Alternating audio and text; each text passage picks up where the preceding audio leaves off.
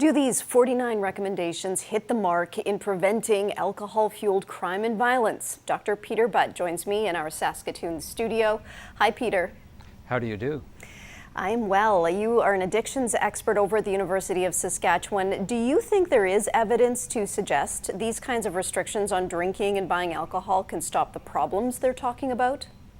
Well, it can stop some of the problems, perhaps not all of them. They're very granular recommendations, and they're very similar to some of the alcohol strategies that have been developed both nationally. The National Alcohol Strategy, which is directed towards a culture of moderation, and certain provinces that have alcohol strategies tend to have fairly comprehensive approaches that typically look at prevention and education, health impacts and treatment, availability of alcohol, and the impact on communities.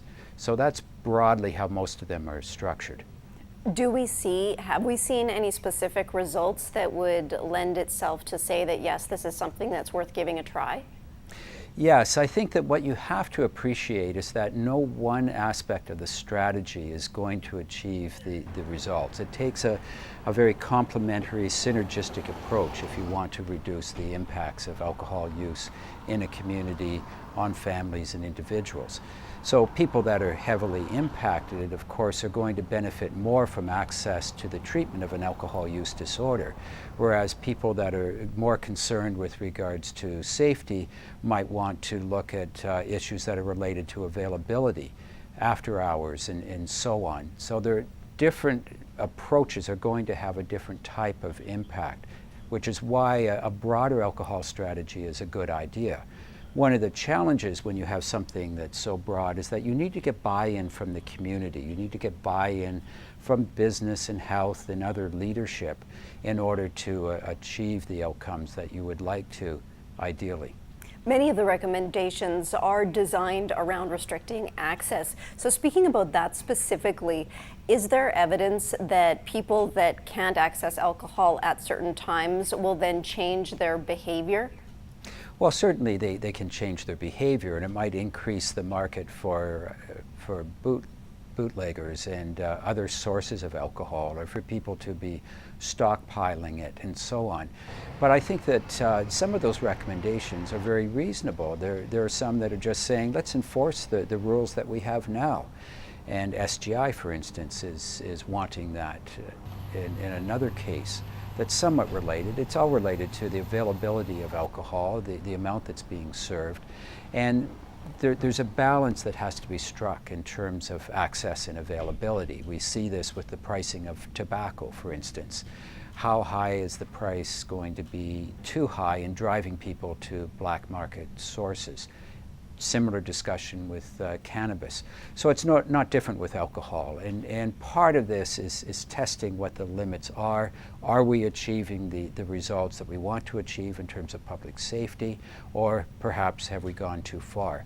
But this is where it needs to be integrated. There needs to be a broader strategy with the right people at the table, exactly as they're doing in the North, to address it, because alcohol is not a normal commodity. And the availability of it, you could argue, has gone too far. When you have a product that is carcinogenic and teratogenic when it's taken by pregnant women, and yet it's being made available in grocery stores with no warning labels. So this type of approach isn't wise either. I don't think that we can accomplish everything from any one aspect of the strategy. They need to work synergistically, they need to be complementary, they need to be integrated, coordinated, but they help to bolster each other. And I think at a community level, they also have to be negotiated. You need to get buy-in in order to be successful with this type of approach. How would you measure success in the long term then if there were some policies that were implemented? Well, I think that there are a number of metrics that they're looking at in terms of the Northern Alcohol Strategy, which includes such things as admissions to detox and rehab and to hospital with acute alcohol complications. It includes such things as people who are being charged with alcohol-related offenses, people being incarcerated. It's really, their strategy is looking at it primarily from the perspective of justice, corrections, health, maybe social services. So you're looking at reducing the risks and harms in those sectors primarily. Unfortunately, the backlash is going to come from those whose livelihood is dependent upon selling alcohol, and this is a dynamic tension that we have provincially. Who's driving alcohol policy in the province? Is it Treasury, or is it health, or social services, or corrections, or justice? What's the nature of the conversation that they're having with regards to alcohol? So here you have a municipality or a region within the province saying we need to do more. There's a lack of leadership on this file, and we need to be stepping up and doing something at a community level. So it's opening up a very important discussion, and it'll be a very interesting one to follow. Thank you for your time today, Peter. I appreciate it. Thank you very much.